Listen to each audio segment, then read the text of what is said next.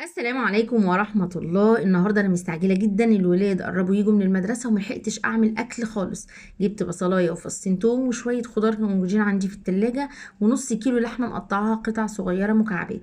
تمام، برطمان حطيت فيه اللحمة وحطيت فيه الخضار والبصل والثوم، ملح وفلفل وسبع بهارات وربع كوباية مية، ورقة زبدة عليها ورقة فويل، وربطتهم بالرباط كويس جدا. دخلتها على فرن أنا مسخناه من قبل كده على درجة حرارة عالية جدا. تمام. اقدر استخدم بدل اللحمه فراخ، صدور، دبابيس، اجنحه زي ما انا عايزه. اما اطلعها على الرخامه لازم اتاكد مفيش حواليا ميه عشان البرطمان ما يطرشقش.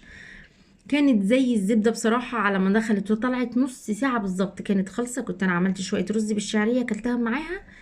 الف هنا والشفا على قلبكم. لو عجبكم الفيديو، انا رندا ودي قناتي، وما تنسونيش في اللايك والشير.